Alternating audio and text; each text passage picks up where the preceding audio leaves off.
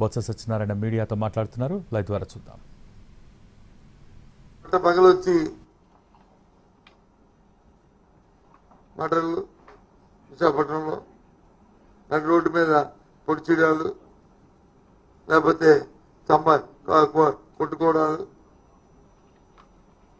ఏ రకంగా ఈ సంవత్సరాల్లో జరిగిన క్రైమ్ రేట్ ని విశాఖపట్నం సిటీలో తీసుకుంటే ఇంతకుముందు 5 సంవత్సరాల్లో జరిగిన క్రైమ్ రేట్ తీసుకుంటే వాస్తవాలు ఏంటి తెలుస్తాయి. ఎందుకు ఇవన్నీ జరుగుతున్నాయంటే ప్రభుత్వం జోక్యం అధికంగా ఉండడం వల్ల పోలీసు వ్యవస్థను వాళ్ళ పని వాళ్ళు చేసుకొని ఇస్తే ఈ గొడవ లేదు. వ్యవస్థను చేతిలో తీసుకుంటే ఎప్పుడైతే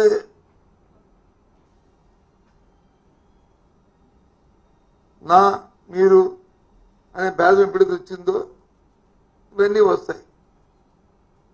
ఈ రకంగా జరుగుతుంది పరిపాలన.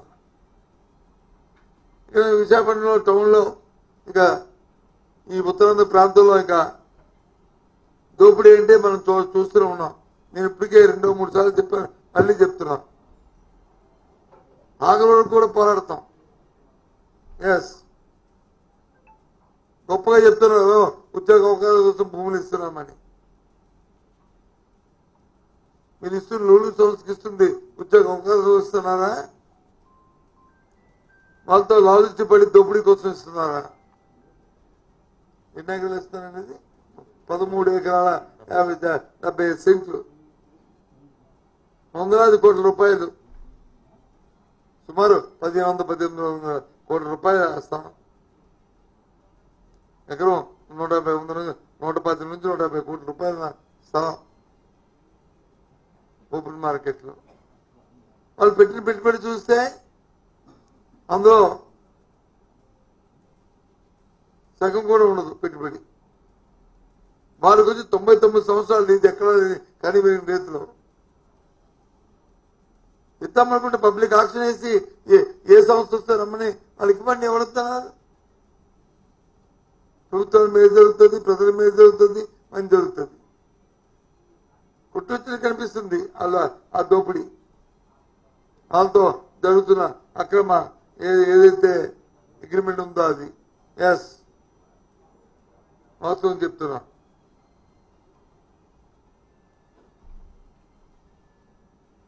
నిన్న మనం చూశాను ప్రభుత్వ మంత్రులు చంద్రబాబు నాయుడు గారు ఆయన తాలూ మనుషులు కొంతమంది కోర్టుకు వెళ్తున్నారు, ఆపుతున్నారని చెప్పి ఇది టాటా సంస్కరిస్తుంది.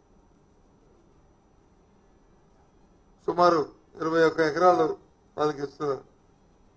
ఎకరం మినిమం ఎలా చూసుకున్నా 50 రూపాయలు 50 కోట్లు వేసుకునే 1000 కోట్ల రూపాయలు ఉంటుంది సంస్థ.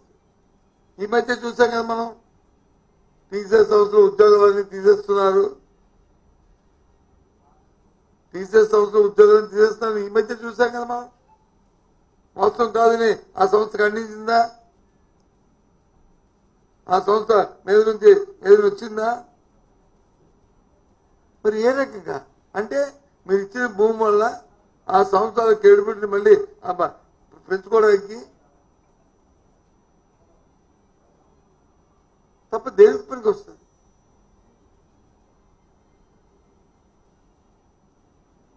ఏం మాట్లాడుతున్నారు?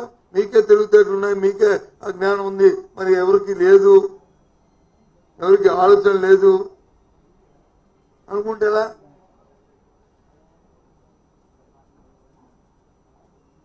ఇంతకుముందు వచ్చి అసలు డేటా సెంటర్ లేదు ఇక్కడ.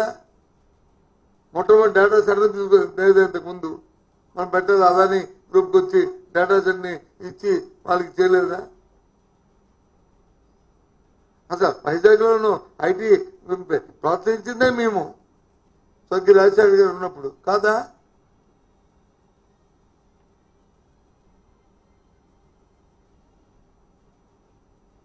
ఏం మాట్లాడతారు? ఇది అంతా ఇది తీసుకొచ్చి అది ఇంతకుముందు ప్రభుత్వాలు ఏమి చేయనట్టు, ఏమి మొట్టమొదటి చేయనట్టు, వీళ్ళేదో చేస్తున్నట్లు సంవత్సర కాలం అయింది.